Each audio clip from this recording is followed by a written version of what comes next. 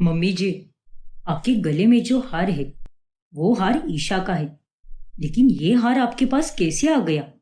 वो वो बेटा, मैं क्या हुआ मम्मी जी?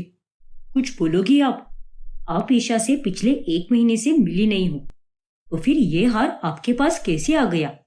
ये हार मुझे मेरी बहू ने दिया है, यानी ईशा की भाभी ने। वो जब कुछ दिनों पहले ही ईशा से मिलने गई थी, उसके जन्मदिन के कुछ 2 से 3 दिन पहले, तभी ईशा ने उसे यह हार दे दिया और कहा कि ये हार मम्मी को देना। क्या? हाँ बेटा, अब मैं निकलती हूँ, मुझे देर हो रही है। फिर हेतल फटाफट वहां से निकल जाती है। भाभी घर पर आई थी, लेकिन वो अगर घर पर आती तो माँ या ईशा मुझे जरूर बताते। मुझे कुछ तो गड़बड़ लग रही है। अब तो मुझे भाभी से बात करनी चाहिए। फिर अरमान भाभी को कॉल करके पूछता है, पर तब उसे पता चलता है कि वो तो ईशा के ससुराल गई ही नहीं है। इसका मतलब मम्मी जी ने मुझसे झूठ कहा। लेकिन अगर मम्मी जी ईशा से मिली ही नहीं थी, तो उनके पास ईशा का हार कैसे गया? मुझे ऐसा क्यों लग रहा है कि ईशा को उन्होंने ही लापता किया है। मुझे उनके पास जाकर सारा सच पता लगाना ही होगा। फिर अरमान फौरन हेतल के पास चला जाता है। तब वो खिड़की से उसकी बातें सुन लेता है। चलो अच्छा हुआ जो उस बेवकूफ अरमान ने और ज्यादा सवाल नहीं पूछे। किसी को पता नहीं चलना चाहिए कि मैं लोगों के गहने और पैसे चुराती हूँ और गेस्ट रूम में एक बैग में छुपा कर रखती हूँ। ईशा का हार मैंने उसके लापता होने के बाद उसके कमरे में जाकर चुराया है। मुझे तो वो तभी पसंद आ गया था जब उसने उसे पहनकर फोटो निकाला था। वाह मम्मी जी वाह! हेतल अरमान को खिड़की में से देखकर बहुत ज्यादा हैरान रह जाती है। हे भगवान, मैं हमेशा ये खिड़की बंद करना भूल जाती हूँ। अरमान बेटा, किसी को मेरी सच्चाई मत बताना। 1 मिनट, अंदर आओ। फिर हेतल दरवाजा खोलकर अरमान को घर के अंदर लेती है। देखो बेटा, मेरी बहू और बेटे को ये बिल्कुल पता नहीं चलना चाहिए, वरना वो लोग मुझे बहुत सुनाएंगे। लेकिन मम्मी जी, आपके पास इतना सब होने के बाद भी आप ये चोरी चकारी क्यों करती हो? पता नहीं बेटा, लेकिन मुझे ज्यादा का लालच है, और शायद इसीलिए, क्योंकि मेरा बेटा भी आजकल मुझे बहुत कम पैसे देता है, तो मैं भी और क्या करती। लेकिन मम्मी जी, भैया ने आपको इतनी सारी सुख सुविधाएं दी है और उसके बाद भी आप ये सब बोल रही हो, और ये आप बहुत गलत कर रही हो।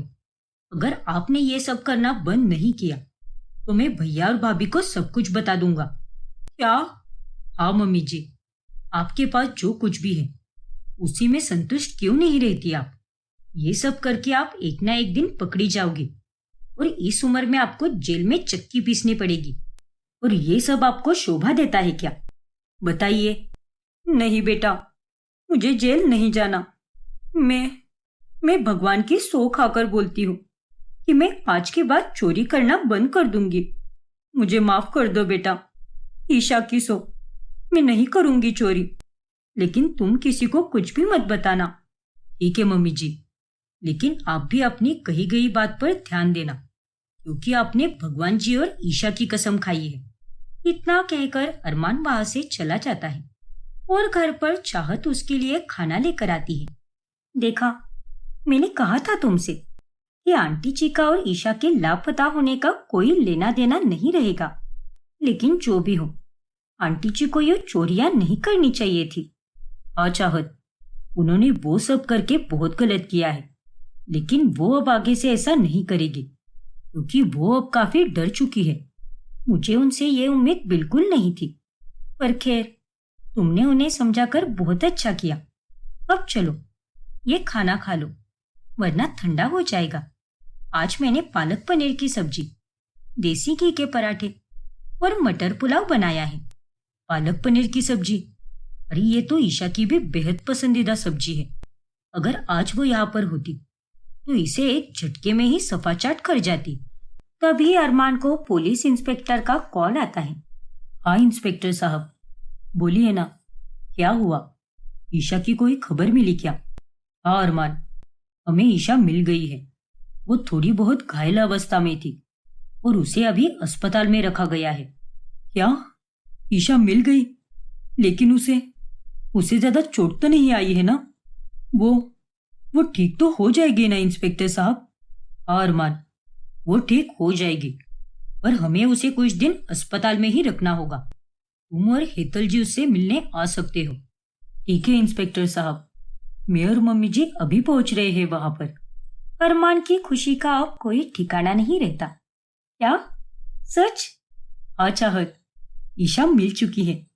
अरे वाह, ये तो बहुत ही खुशी की बात है।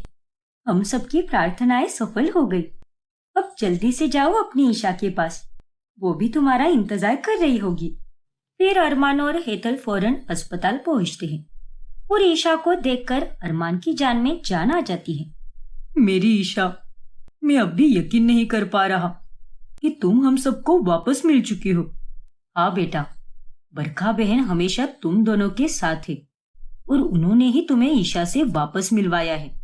ईशा, अब तुम्हें हम सबको बताना होगा कि आखिर उस दिन क्या हुआ था और तुम कैसे लापता हो गई।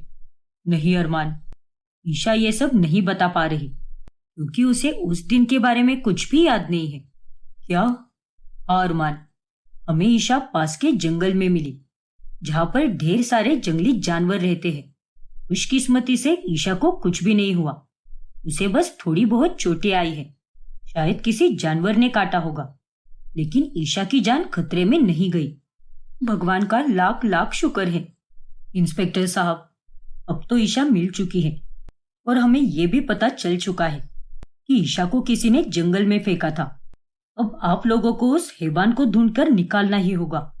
हाँ अरमान, हम हर कीमत पर उस शख्स को ढूंढकर निकालेंगे जिसने ईशा के साथ ये सब किया है। ईशा के मिलने की बात पूरे मोहल्ले में फैल जाती है और ये खबर सुनकर अरमान और ईशा का पड़ोसी नीरज काफी चौंक जाता है। ये कैसे हो सकता है? ईशा आखिर जिंदा कैसे हो सकती है? नहीं नहीं, ऐसा नहीं होना चाहिए था। ईशा, मैं आ रहा हूँ। नीरज गुस्से में अस्पताल पहुंचता है और मौका देखते ही वो चुपके से ईशा पर हमला करने जाता है कि उतने में वहां पर इंस्पेक्टर आके उसे पकड़ लेते हैं। तेरी इतनी हिम्मत! अब तू पुलिस के हाथ से बचकर नहीं जा सकता। मुझे सब कुछ याद आ गया है नीरज, और अब तुम्हें अपने गुनाहों की सजा जरूर मिलेगी। अरमान और हेतल को भी वहीं पर बुलाया जाता है और वो लोग नीरज को देखकर चौंक जाते हैं। तूने ये सब किया नीरज? मैं तुम्हें नहीं छोड़ूंगा। फिर अरमान नीरज को मारने लगता है, लेकिन इंस्पेक्टर उसे रोक लेते हैं। देखो अरमान, इसे सजा देने के लिए कानून है, इसीलिए तुम शांत रहो। बताओ नीरज, क्यों किया तुमने ये सब? क्योंकि मैं ईशा से प्यार करता था। क्या? उस दिन जब ईशा की सहेली सुनैना उसके घर से बाहर चली गई, तब मैं उसके घर गया था अपने प्यार का इजहार करने के लिए। ये तुम क्या कह रहे हो नीरज? तुम्हारा दिमाग तो ठिकाने पर है ना? हाँ ईशा, मेरा दिमाग एकदम ठिकाने पर है और मैं तुमसे बहुत प्यार करता हूँ और अब हम दोनों साथ मिलकर भागेंगे। इसीलिए कह रहा हूँ कि तुम भी मेरे साथ चलो, हम हमारी एक नई दुनिया बसाएंगे। क्या? देखो ईशा, मैं जानता हूँ कि तुम्हारे अपनी पति, सास और माँ से बिल्कुल नहीं जमती, कोई तुम्हें समझकर नहीं लेता, लेकिन मैं लूंगा। मैं तुम्हें रानी की तरह रखूंगा, किसी चीज की कमी खलने नहीं दूंगा। बस मेरा हाथ थाम लो ईशा। अरे तुमने अपनी शक्ल देखी है क्या आईने में? मेरा पति, मेरी सास और मेरी माँ तीनों भी बहुत अच्छे हैं और मैं यहाँ पर बहुत खुश भी हूँ। इसीलिए मैं तुम्हारे साथ कहीं भी नहीं आने वाली। कोई दफा हो जाओ यहाँ से। आइंदा से इस तरह से बात करने की कोशिश भी मत करना। चलो निकलो। क्यों झूठ बोल रही हो ईशा? मैं जानता हूँ। अरे तुम्हें भी कोई साथी चाहिए जो तुम्हें समझ कर ले। आखिर इतने बुरे लोगों के साथ तुम क्यों रह रही हो? चलो ना, भाग चलते हैं। प्लीज ईशा, मेरी बात को समझो। चुप रहो नीरज। इतना बोलकर ईशा नीरज को एक जोरदार थप्पड़ लगाती है। तुम्हारी इतनी हिम्मत? हाँ है हिम्मत। अरे नालायक आदमी, मैंने कहा ना तुझे एक बार, तुझ जैसे लंगूर के साथ कोई क्यों चाहेगा? मैं अपने पति के साथ बहुत खुश हूँ, इसीलिए चला जा यहाँ से, वरना बहुत बुरा होगा। अरे बुरा तो अब होगा अगर तुम मेरी नहीं हो सकती तो किसी और की भी नहीं हो सकती। अब तुम्हारा खेल खत्म। फिर नीरज फूलों का वास उठाकर ईशा के सर पर मारता है और उसे घर के पीछे की खिड़की से अपने साथ लेकर जाता है और वो उसे जंगल में फेंक देता है। ये जंगल तो खूंखार जानवरों से घिरा हुआ है, इसीलिए तुम तो अब यहीं पर मरो, उसी लायक हो तुम। और इस तरह से मैंने ईशा को मरने के लिए छोड़ दिया। और फिर एक रात जब मैंने बरखा आंटी को बात करते हुए सुना, तब मैंने उनकी जानबूझकर वीडियो रिकॉर्ड कर ली ताकि पुलिस का शक उन पर चला जाए, जबकि मुझे पता था कि वो अपने किसी रिश्तेदार से बात कर रही है। लेकिन मेरी वो चाल भी नाकामयाब रही, क्योंकि बरखा आंटी ने आप लोगों को बता दिया कि वो किसी अपने रिश्तेदार से बात कर रही थी। लेकिन उस रात आज जो कुछ भी हुआ अच्छा नहीं हुआ। नीरज ने मुझ पर शक किया और मेरा वीडियो रिकॉर्ड कर लिया। खैर, उसने जो भी किया हो, आखिर चिंता के चलते ही किया, ताकि ईशा के लापता होने के बारे में कुछ पता चल पाए। ये सब्जी उसे बहुत पसंद है, अभी उसे देकर आती हूँ। बेचारा अकेला ही रहता है। फिर जब बरखा उसे सब्जी देने जाती है तो वो बाहर से देखती है कि नीरज ईशा की तस्वीर को देखकर अकेले में कोई बात कर रहा है। ये तुमने अच्छा नहीं किया ईशा। काश तुम मेरी बात मान लेती और मेरे साथ भागने के लिए राजी हो जाती। मेरे प्यार को ठुकरा कर तुमने अच्छा नहीं किया, इसीलिए मैंने तुम्हें जंगल में मरने के लिए छोड़ दिया और मैंने ही वो चिट्ठी लिखी ताकि किसी को कोई शक ना हो और सबको ये लगे कि तुम अपनी मर्जी से ये घर छोड़कर गई हो। नीरज की ये बातें सुनकर बरखा के हाथ से सब्जी की कटोरी गिर जाती है और नीरज अब बरखा को देखकर चौंक जाता है। अरे सत्यानाश हो तेरा मूर्ख लड़के, तूने मेरी बहू के साथ ये सब किया। मैं तो अब तेरा पर्दाफाश करके ही रहूंगी, तू नहीं बच पाएगा। नहीं आंटी, प्लीज ऐसा मत कीजिए, वरना मैं बुरी तरह फंस जाऊंगा। अरे तूने मेरी बहू की जान ली है और मैं तुझे इतनी आसानी से छोड़ दूंगी? रुक तू, तुझे तो मैं अभी बताती हूँ। नीरज घबराकर भागने लगता है और वो एक छत से दूसरी छत की ओर जाने की सोचता है, लेकिन उसके पीछे पीछे भागते हुए बरखा कहीं गिर जाती है और वो वहीं पर बेहोश हो जाती है। मुझे तो अब इस बुढ़िया को भी मारना होगा, तब जाकर ही मेरा राज छिपा रहेगा, वरना अगर ये जिंदा रही तो मुझे उम्र कैद की सजा मिलेगी। बरखा के बेहोश होने का फायदा उठाकर नीरज उसे छत से नीचे फेंक देता है, जिसके बाद सबको ये लगता है कि बरखा गलती से ही गिरी है। कितना गिरा हुआ आदमी निकला तू। अरे तुझे हमने अपने परिवार का सदस्य समझा और तू तो हमेशा ईशा को भाभी कहकर पुकारता था, फिर भी तूने उसके साथ ये सब किया। लेकिन अब न्याय होगा और तुम अब नहीं बचोगे नीरज। फिर नीरज को फांसी की सजा दी जाती है और ईशा अरमान के साथ खुशी से रहने लगती है। हाँ, लेकिन चिंता करने वाली कोई बात नहीं है। ये कोई मेजर केस नहीं है, लेकिन फिर भी अब से आने वाले कुछ दिनों तक विक्रम जी को अकेला बिल्कुल मत छोड़ना और हमें उन्हें अगले 24 घंटों तक मॉनिटर करना होगा। उसकी चिंता मत कीजिए डॉक्टर, घर में सब है और अब से हम उनके पास ही रहेंगे। डॉक्टर साहब, पक्का सब नॉर्मल है ना? विक्रम की हालत ज्यादा खराब तो नहीं है ना? देखिए, उनकी हालत तो खराब है, लेकिन उतनी भी नहीं कि जिसके चलते चिंता होनी चाहिए। दवाइयाँ और सही तरह से देखरेख के बाद वो एकदम तंदुरुस्त हो जाएंगे। उनके खान पान में भी आपको अच्छे से ध्यान देना होगा। ऐसी चीजें तो बिल्कुल मत दीजिए जिनसे उनके हार्ट को तकलीफ हो। ठीक है डॉक्टर, और अब से मैं हर एक छोटी से छोटी बात का ध्यान रखूंगी। कुछ ही दिनों में विक्रम को हॉस्पिटल से डिस्चार्ज मिल जाता है और अब सिया उसका बहुत अच्छे से ख्याल रखती है। ये लो विक्रम, ये सूप पियो, इससे तुम्हें राहत मिलेगी। शुक्रिया सिया। सच में तुम्हें ना किसी की नजर लग गई है। आज ही मैं माँ जी से कहकर तुम्हारी नजर उतरवाती हूँ। और तुम्हें पता है, जब से मैंने सुना है कि तुम्हें हार्ट अटैक आया है, तब से मेरी जान ही निकल गई थी। I am sorry Siya and thank you so much मेरा इतना ख्याल रखने के लिए। अरे चुप रहो, और अब प्लीज किसी भी तरह का टेंशन मत लो। हम सब है यहाँ पर। मैं तुम्हें और तुम्हारे बिजनेस को और हमारे घर को अच्छे से संभाल लूंगी। तुम इन सब की बिल्कुल चिंता मत करना। वो तो है सिया, और मुझे तुम पर पूरा भरोसा है कि तुम अपनी हर जिम्मेदारी बखूबी निभाओगी। फिर उस दिन के बाद से सिया ही अब बिजनेस संभालने लगती है, लेकिन एक हफ्ते में ही उसके कारण कंपनी को थोड़ा नुकसान हो जाता है, जिस कारण विक्रम को बहुत गुस्सा आता है। अरे तुम ऐसे कैसे कर सकती हो सिया? लगातार तीनों डील्स कैंसिल हो गई है। तुम्हारे कारण आज हमें कितना नुकसान हो गया है। अब मैं क्या करूं? आई एम सॉरी विक्रम, लेकिन मैंने अपनी तरफ से पूरी जान लगा दी थी, लेकिन फिर भी कुछ कमी रह गई शायद। तुम्हारे भरोसे पर सब कुछ छोड़कर मैंने बहुत बड़ी गलती कर दी। मुझे ऐसा करना ही नहीं चाहिए था। सच में मैं ही पागल हूँ। आई एम सॉरी विक्रम, लेकिन प्लीज तुम इतना गुस्सा मत करो। मैं धीरे धीरे सब कुछ सीख जाऊंगी। अरे क्या धीरे धीरे सीख जाओगी? ये कोई रॉकेट साइंस थोड़ी ना है। बस डील ही तो पक्की करनी थी। लेकिन डील्स पक्की करने के लिए क्लाइंट भी वैसे होने चाहिए ना विक्रम।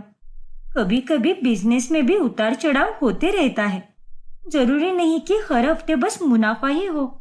बस करो सिया, मुझे अब तुम्हारी कोई बात नहीं सुननी। अकेला छोड़ दो मुझे। लेकिन विक्रम, मैंने कहा ना मुझे अकेला छोड़ दो। विक्रम के इस बर्ताव से सिया को बहुत बुरा लगता है और वो बाहर चली जाती है। और तभी उसे अपनी माँ का फोन आता है।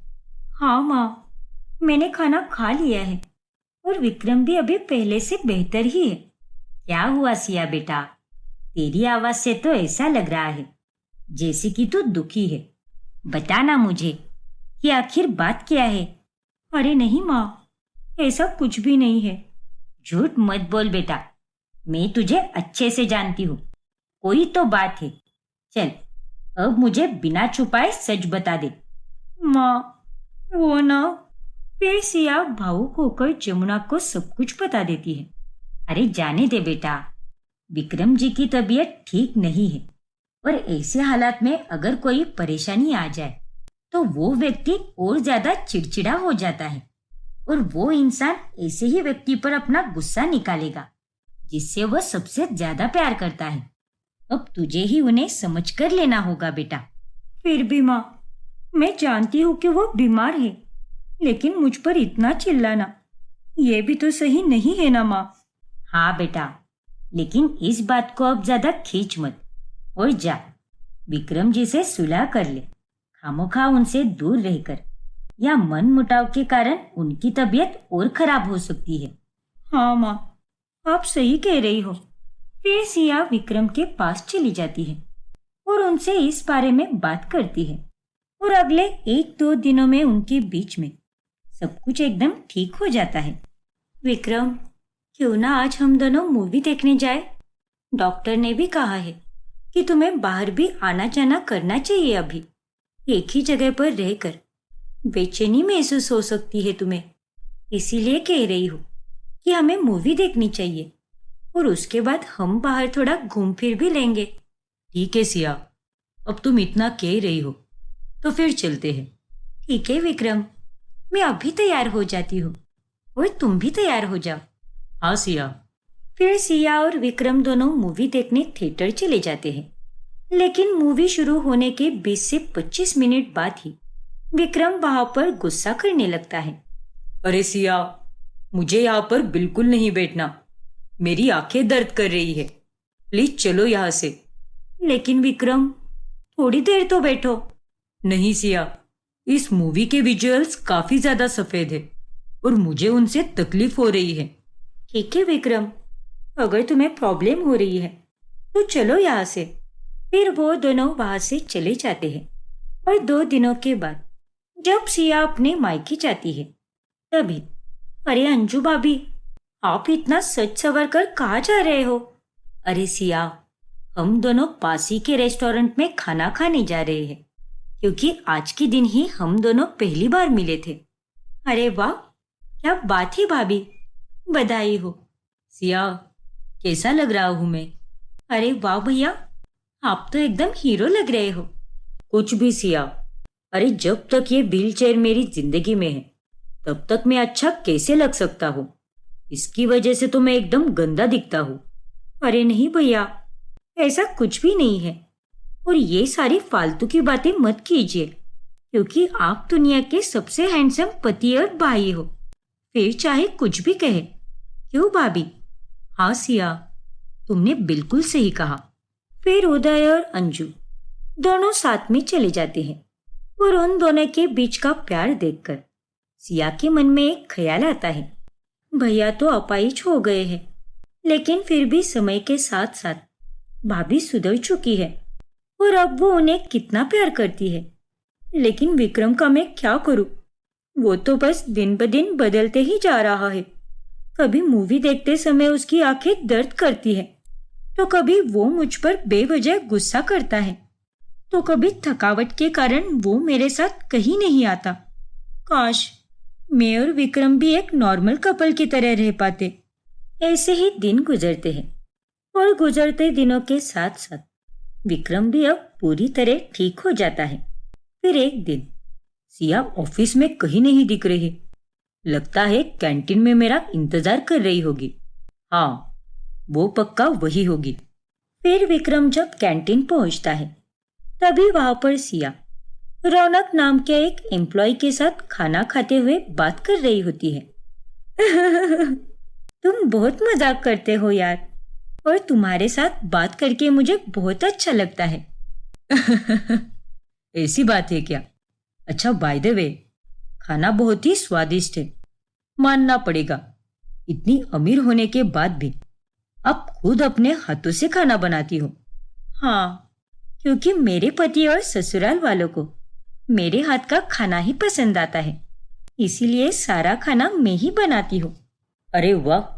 वैसे आज मैं और मेरी सहेली मूवी देखने जाने वाले थे, लेकिन अब उसे अचानक से कहीं जाना पड़ रहा है। तो अगर आपको कोई एतराज ना हो और आप फ्री हो तो क्यों ना हम दोनों साथ में मूवी देखने जाए? अरे वाह, क्यों नहीं, चलते हैं ना। वैसे भी आज मेरी सारी मीटिंग 5 बजे ही खत्म हो जाएगी और उसके बाद तो मैं फ्री ही हूँ। तुम 6 बजे लॉग आउट कर देना। यहाँ से हम दोनों सीधे थिएटर में ही मिलेंगे। Okay, done. रौनक और सिया के बीच में इतनी अच्छी दोस्ती देखकर विक्रम को अब बहुत गुस्सा आता है और वो बिना कुछ कहे वहां से निकल जाता है और सिया 6 बजे रौनक के साथ मूवी देखने चली जाती है। फिर रात में, विक्रम, मैंने तुम्हारे लिए ये नया कॉफी मग लाया है। तुम्हें ऐसा ही मग चाहिए था ना? और ये देखो, ये नए शूज भी लाए हैं। थोड़े महंगे हैं, लेकिन तुम पर बहुत जचेंगे। और ये रंग तो तुम्हारा पसंदीदा रंग है ना? विक्रम, मैं तुमसे बात कर रही हूँ और तुम हो कि अपने फोन में ही घुसे पड़े हो। देखो सिया, मैं कुछ काम कर रहा हूँ, तो प्लीज मुझे डिस्टर्ब मत करो और जाओ यहाँ से। क्या कहा तुमने? वही जो तुमने सुना। अब जाओ यहाँ से। विक्रम के मुंह से ये बातें सुनकर सिया एकदम हैरान रह जाती है। ऐसे ही गुजरते दिनों के साथ साथ जैसे जैसे रौनक और सिया की दोस्ती बढ़ती जाती है, वैसे वैसे सिया और विक्रम के बीच में तनाव भी बढ़ने लगता है। वाह सिया, क्या कमाल का पिज्जा बनाया है तुमने। सच में मजा ही आ गया। क्यों दादी? हाँ हाँ, बिल्कुल। अरे आखिर बहू किसकी है? हाँ? वो बात तो है। थैंक यू माँ जी। अरे पापा, आ गए आप? अब जल्दी से बैठ जाइए, क्योंकि आज सिया ने वर्ल्ड का बेस्ट पिज्जा बनाया है और अगर आप भी इन्हें खाओगे तो आप इनके फैन बन जाओगे। नहीं, मुझे भूख नहीं है, तुम लोग ही खाओ इसे। लेकिन पापा, अब इन्हें क्या हुआ? सिया, सिया बहू, तुम दोनों के बीच सब ठीक तो है ना? क्योंकि पिछले कुछ दिनों से मैंने तुम दोनों को साथ में हंसते मुस्कुराते या बात करते हुए देखा भी नहीं। पता नहीं माँ जी कि आखिर विक्रम को क्या हो गया है। वो तो मुझसे ठीक से बात भी नहीं करते, बस अपने में ही रहते हैं। क्या? हाँ माँ जी, लेकिन आप फिक्र मत कीजिए, हो सकता है कि बिजनेस को लेकर किसी चिंता में हो, और घबराने वाली कोई बात नहीं है, क्योंकि हम दोनों के बीच ऐसा कोई झगड़ा नहीं हुआ है।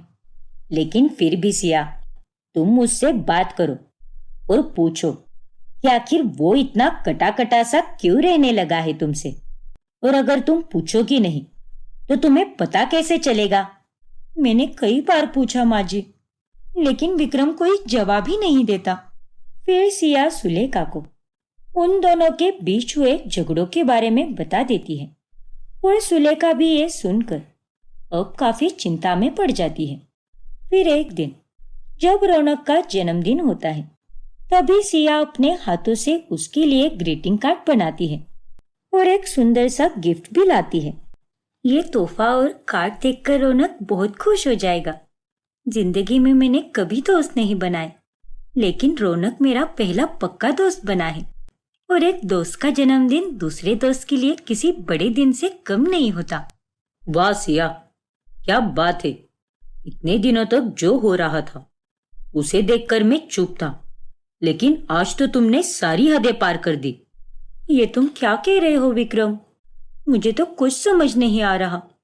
अरे माना कि मैं बूढ़ा हूं, मुझ में ढेरों कमियां हैं, लेकिन इसीलिए तुम अब जवान लड़के के साथ अपनी नई प्रेम कहानी रचा रही हो।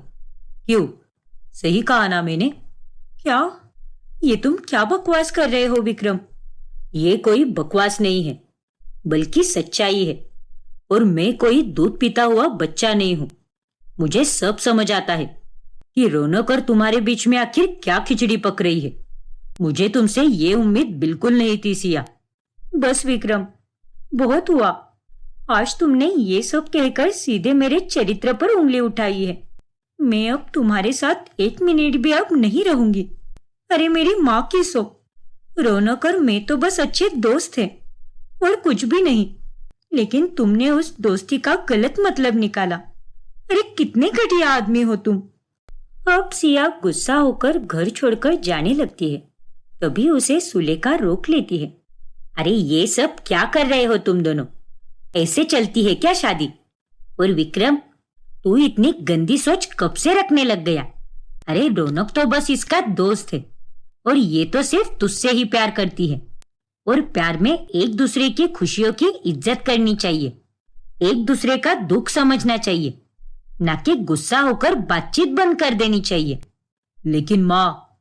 चुप, बिल्कुल चुप। आज तू कुछ भी नहीं बोलेगा। अरे माना कि इसने नुकसान कराया है कंपनी को, लेकिन ये तो नई नई आई है ना वहां पर।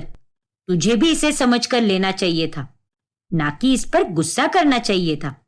और सिया बहू, तुम्हें भी इस बात को समझना होगा कि विक्रम अब कोई जवान आदमी नहीं है। माना कि यह थकता है, हर 15 दिन में कोई ना कोई तबीयत से लेकर परेशान होती ही रहती है, लेकिन इस सब से तुम्हारा इस पर प्यार कम क्यों हो रहा है? अरे तुम दोनों ने प्यार करने से पहले उम्र तो नहीं देखी, तो फिर अब उम्र तुम दोनों के प्यार के बीच में क्यों आ रही है? आप सही कह रही हो माँ जी। शायद हम दोनों ने एक दूसरे से कुछ ज्यादा ही उम्मीदें रख दी। अगर हम एक दूसरे से उम्मीदें ना रख के एक दूसरे का सहारा बनते, तो ये रिश्ता और खूबसूरत बन सकता था, लेकिन हमने ऐसा नहीं किया। हाँ माँ, और शुक्रिया हमारी आंखें खोलने के लिए। पता नहीं गुस्से में हम दोनों क्या फैसला लेने जा रहे थे। और सिया, मुझे माफ कर दो। नहीं विक्रम, माफी तो मुझे मांगनी चाहिए, क्योंकि तुमसे ज्यादा गलतियां तो मैंने की है। इस तरह अंत में वो दोनों एक दूसरे को समझकर एक दूसरे की गलतियों को माफ कर देते हैं और फिर से एक होकर जीवन भर खुशी से रहते हैं। बूढ़े आदमी से मिलने के बाद पिया जब घर लौटती है, तभी वो गगन पर बहुत गुस्सा होती है। गगन रायचंद, मैं तुझे नहीं छोड़ूंगी।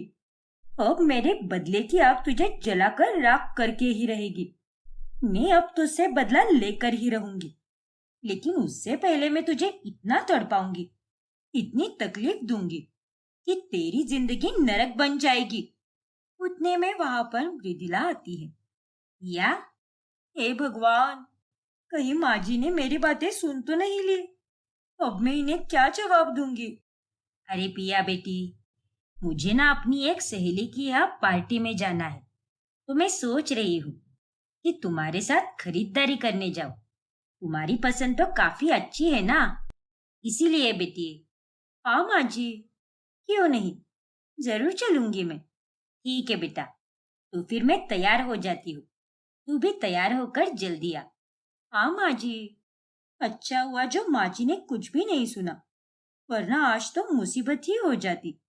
फिर एक दिन पिया एक अनजान नंबर से गगन को मैसेज करती है और गगन को ऐसा लगता है कि वो मैसेज उसकी गर्लफ्रेंड बेबो का है। इस एड्रेस पर जल्दी से मिलने आओ बेबी, मैं तुम्हारा इंतजार कर रही हूँ, तुम्हारी प्यारी गर्लफ्रेंड। ये बेबो का मैसेज किसी अनजान नंबर से क्यों आया है? खैर जो भी हो, मैं अभी जाता हूँ उससे मिलने। वैसे भी आज मुझे उससे मिलने की काफी इच्छा थी। फिर गगन उस एड्रेस पर पहुंचता है। रूम नंबर 203 तो यही है। लगता है बेबो अंदर ही है। लेकिन जैसे ही गगन अंदर जाता है, पिया वहां आकर वह दरवाजा बाहर से लॉक करती है। जिस रूम में गगन गया होता है, असल में वो एक मामूली रूम नहीं होता, बल्कि एक फ्रीजर रूम होता है, जिसमें टेम्परेचर इतना ठंडा होता है कि गगन कांपने लगता है। ओह, ओह, नहीं, ये मैं कहाँ फंस गया? ओह, कोई है? दरवाजा खोलो। लगता है किसी ने मेरे साथ मजाक किया है। किसी ने मुझे फंसाकर चालाकी से यहाँ बुलाया है। कोई है? मेरी मदद करो, दरवाजा खोलो। जितना दरवाजा खटखटाना है खटखटाओ गगन, लेकिन कोई भी तुम्हें इस फ्रीजर रूम के बाहर नहीं निकालेगा। लेकिन तुम चिंता मत करो, मैं तुम्हें यहाँ पर मरने नहीं दूंगी, बल्कि मेरा तो तुम्हें यहाँ पर तड़पाने का इरादा है। तड़पो गगन, और तड़पो, क्योंकि मुझे भी तुमने इतना ही तड़पाया है। गगन की हालत बहुत खराब हो जाती है और थोड़े ही घंटों बाद पिया वहां का दरवाजा बाहर से खोल देती है। ना जाने कौन था वो, लेकिन ये जरूर किसी की चाल है जो मेरे खिलाफ चली गई है। मैं उसका पता लगा कर ही रहूंगा।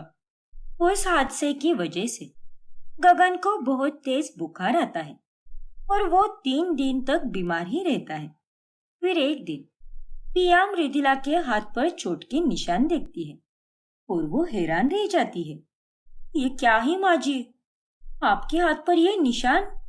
अरे पिया बेटी, ये चोट तो काफी पुरानी है। माँ जी, आप झूठ क्यों बोल रही हो? मैं अच्छे से जानती हूँ कि ये चोट पुरानी नहीं है, बल्कि ये तो पापा जी ने दी है आपको। नहीं पिया। माँ जी, आखिर आप उनके अत्याचार इतने सहन क्यों करती हो? माना कि आपको इस उम्र की पड़ाव में सुख शांति चाहिए, लेकिन इसका मतलब ये तो नहीं ना कि आप अपने साथ गलत होने दो। इस उम्र में पापा जी आपको कितनी तकलीफ दे रहे हैं, ये बात भी तो सही नहीं है ना। नहीं पिया, ये तुम सब क्या बोल रही हो? एक बार कहा ना मैंने, ये बस एक पुरानी और हल्की सी चोट है, और तुम इतना मत सोचो और किसी को कुछ भी मत बताओ। मैं ठीक हूँ बेटा, तुम मेरी चिंता मत करो। इतना कहकर मृदुला वहां से चली जाती है। गगन माजी के साथ बहुत गलत कर रहा है।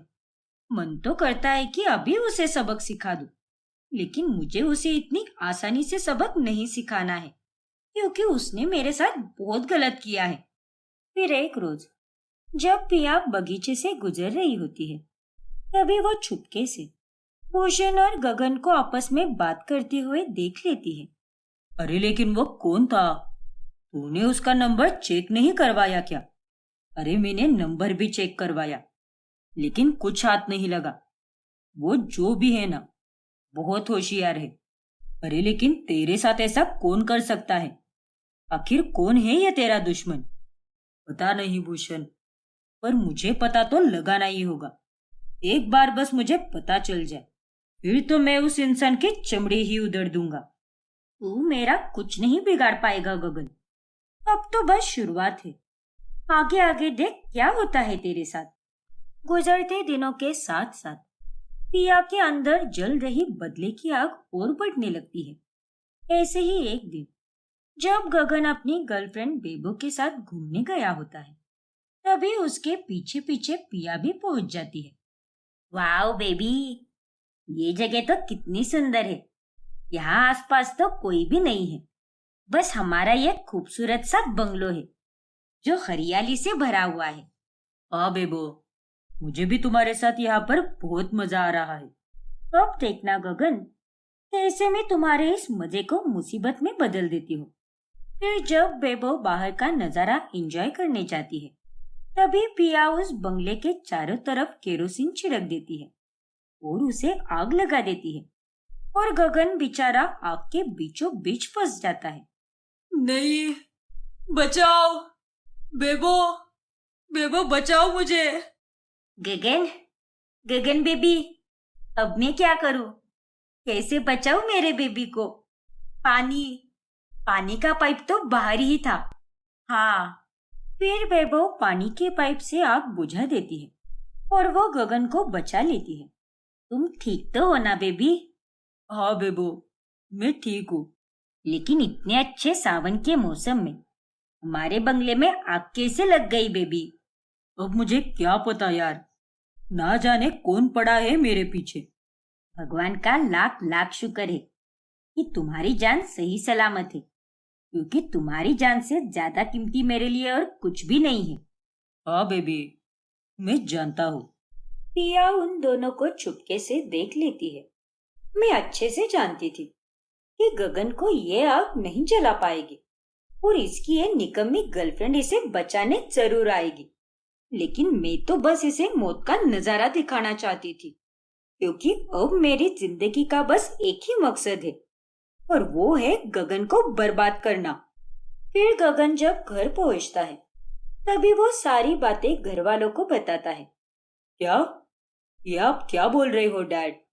हाँ बेटा, उस दिन भी किसी अनजान ने मुझे मैसेज किया था और होटल रूम में बुलाया और घंटों तक फ्रीजर रूम में लॉक कर दिया। और अब जब मैं अपनी बिजनेस ट्रिप पर गया था, तब वहां पर किसी ने आग लगाई और मुझे फिर से जान से मारने की कोशिश की। पर पापा जी, ऐसा भी तो हो सकता है ना कि आग अपने आप लगी हो, जैसे कि सिलेंडर लीक हो गया होगा या फिर शॉर्ट सर्किट हो गया होगा। अरे माना कि आग अपने आप लग गई, तो फिर डैड को वहां उस जगह पर किसने बुलाया था और घंटों तक फ्रीजर रूम में क्यों बंद किया होगा? डैड, वो ना हो, कोई तो ये जानबूझकर कर रहा है। लेकिन आप फिक्र मत कीजिए, अब आप बॉडीगार्ड्स के साथ ही रहेंगे। मैं अगले 2 दिन में ही बॉडीगार्ड का बंदोबस्त करता हूँ। हाँ पापा जी, अभी सही कह रहा है। आपकी जान को किसी से खतरा है। आप इस घर के और हमारे परिवार की नींव हो, और आपकी जान हम सबके लिए बहुत कीमती है। ये तुम्हारी दवाइयाँ खा लो गगन, डॉक्टर ने तुम्हें इसे वक्त पर खाने के लिए कहा है।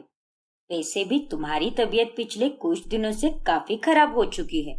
ये नाटक बंद करो। कहीं इन सब के पीछे तुम्हारा हाथ तो नहीं है ना? क्योंकि बाहर के दुश्मनों का तो कुछ पता नहीं, लेकिन फिलहाल मेरी जिंदगी में तुम इकलौती मेरी दुश्मन हो, और बदला लेने के लिए तुम कुछ भी कर सकती हो। तुमने ही किया है ना? नहीं गगन, ये तुम कैसी बातें कर रहे हो? मैं ऐसा कुछ क्यों करूंगी? प्लीज मेरा विश्वास करो, इन सब में मेरा कोई हाथ नहीं है। हाँ हाँ, तुम तो एकदम सती सावित्री हो। फिर आने वाले वक्त में वो तो पता चल ही जाएगा या आखिर वो कौन है। फिर अगली सुबह जब गगन नींद से उठता है, तब वो अपने कमरे के आईने पर लाल अक्षरों में कुछ लिखा हुआ देखता है और एकदम से घबराकर चिल्ला पड़ता है। मैं वापस आ गई हूँ और मैं तुम्हें अब नहीं छोड़ूंगी। नहीं, कौन है ये और किसने लिखा इसे? गगन की चीखें सुनकर सभी वहां पर आ जाते हैं। क्या हुआ डैड? ये क्या? ये आईने पर क्या लिखा है? मैं वापस आ गई हूँ और मैं तुम्हें नहीं छोड़ूंगी। क्या? ये सब किसने लिखा? पता नहीं, मैं नहीं जानता कि ये सब कौन कर रहा है। अरे मैंने तो किसी का कुछ बिगाड़ा भी नहीं है, सबके साथ हमेशा अच्छा ही किया है। फिर भी पता नहीं मेरे साथ कौन दुश्मनी निकाल रहा है। बेशरम कहीं का। और कितना झूठ बोलेगा ये नालायक आदमी। डैड, आप चिंता मत कीजिए, हम सब है ना आपके पास। हम जल्द से जल्द पता लगा कर ही रहेंगे कि आखिर आपके साथ ये सब कौन कर रहा है। फिर ऑफिस में जाने के बाद अभिराज बंगले के सारे सीसीटीवी फुटेज चेक करता है और तभी वो उसमें ये देखकर चौंक जाता है कि आईने पर वो लाल अक्षरों में पिया ने लिखा है। ये सब क्या है पिया? इसका मतलब इतने दिनों से जो भी डैड के साथ हो रहा था उसके पीछे तुम्हारा ही हाथ है ना? आखिर क्या दुश्मनी है तुम्हारी मेरी डैड के साथ? हाँ अभी, ये सब मैंने ही किया है, क्योंकि सच्चाई तो बस मैं ही जानती हूँ कि तुम्हारे डैड ने मेरे साथ क्या किया है। फिर पिया अभी को सारा सच बताती है और साथ ही सबूत के तौर पर वो उसे एक वीडियो भी दिखाती है, जिसके बाद अभी एकदम हैरान रह जाता है। ये पापा ने सही नहीं किया, और तो और वो मॉम के साथ भी गलत कर रहे हैं। ये देखो अभी, लाइव फुटेज है ये। तुम्हारे डैड के कमरे में उनकी गर्लफ्रेंड है और ये क्या, डैड और मॉम लड़ाई कर रहे हैं। हे भगवान, हमें फौरन घर पहुंचना चाहिए। हाँ अभी। मृदुला घर में बेबो को देखकर गगन पर चिल्ला पड़ती है।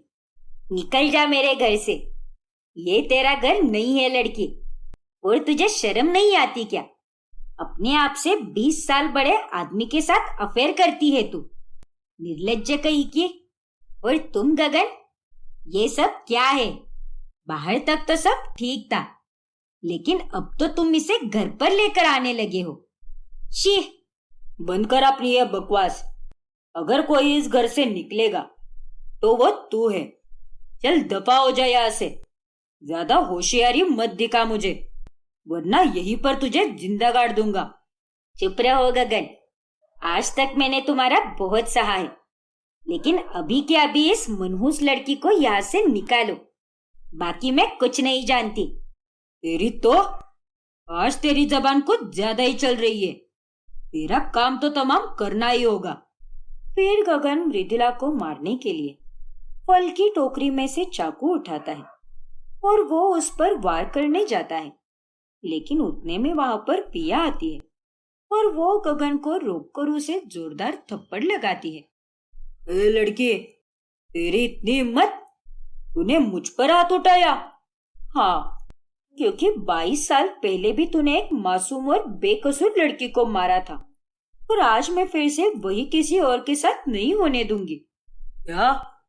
ये तू किसकी बात कर रही है? और ये क्या बकवास कर रही है तू? अरे, तुम तो कितनी आसानी से भूल गए। मैं आहाना हूँ, याद आया कुछ? क्या? आहाना? हाँ माँ जी, 22 साल पहले मैं गगन की कंपनी में काम करती थी और फिर मुझे इससे प्यार हो गया, लेकिन फिर मुझे पता चला कि ये आदमी शादीशुदा है और तब अभी बहुत छोटा था। और जब मैं इसे लड़ने गई तभी मैंने इसकी और भूषण की बातें सुन ली। ये आदमी भूषण से कह रहा था कि इसने खन्ना फैक्ट्रीज में बॉम्ब प्लांट किया है क्योंकि ये खन्ना से जलता है और उसे बर्बाद करना चाहता है। जब मैंने इससे लड़ाई की और कहा कि तुमने ये गलत किया है और मैं जाकर सबको बताऊंगी, तभी इसने मुझ पर चाकू से वार किया और मुझे मार दिया और मेरी लाश को ठिकाने लगा दिया। क्या?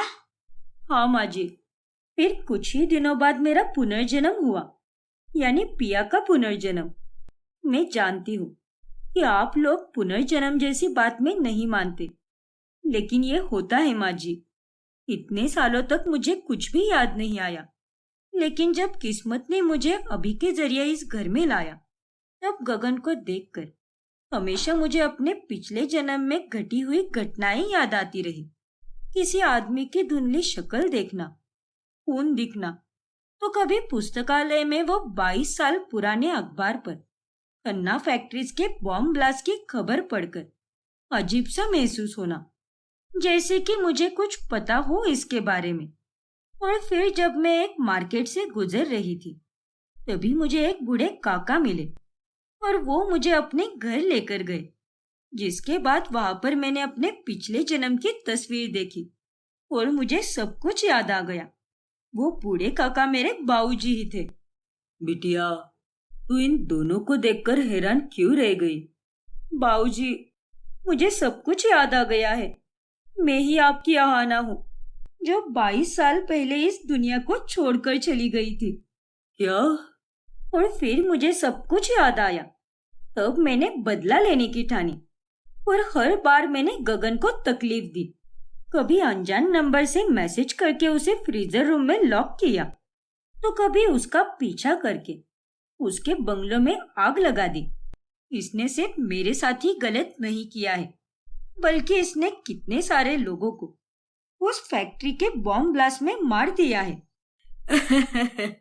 अरे क्या सबूत है तेरे पास? और तेरे इस पुनर्जन्म के किस्से को कोई सच नहीं मानेगा। तू मेरा कुछ नहीं बिगाड़ पाएगी, कुछ भी नहीं। पापा, पिया खाली हाथ नहीं है। इसके पास आपके खिलाफ सबूत है। ये देखिए।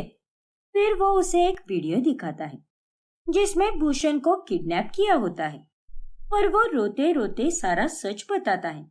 मैं विनती करता हूँ, मेरे परिवार को कुछ मत करना। प्लीज मुझे छोड़ दो। मैं सब सच बताता हूँ। हाँ, गगन ने आहाना को मेरे सामने ही मारा था और मेरे पास उसके और मेरे मैसेजेस भी हैं, जिसमें उसने ये साफ साफ कहा है कि किसी को पता नहीं चलना चाहिए कि बॉम्ब प्लांट उसी ने करवाया है और आहाना को भी उसी ने मारा है। वो पुराना फोन आज भी है मेरे पास और उसमें सारे मैसेजेस है। क्यों उड़ गए होश? भूषण अंकल को पिया ने ही किडनैप करवाया है, क्योंकि वही इकलौता जरिया है जो सबूत दे सकता है। उसे इसी ने कहा कि अगर सच नहीं बताया तो ये उसके परिवार को नहीं छोड़ेगी। ये तुमने अच्छा नहीं किया है ना? और आपने क्या किया पापा? अरे आप तो पापा कहलाने के भी लायक नहीं रहे। जिंदगी भर बस अफेयर पे अफेयर करके मेरी माँ को मारते रहे और वो बेचारी सहती रही। पर अब और नहीं, हम यहाँ पर आने से पहले पुलिस को बता कर आए हैं और वो भी अभी आती ही होगी। उतने में वहां पर पुलिस आती है और वो गगन को गिरफ्तार करती है और उस दिन के बाद से पिया, अभी और मृदुला एक साथ एक खुशहाल जीवन जीने लगते हैं।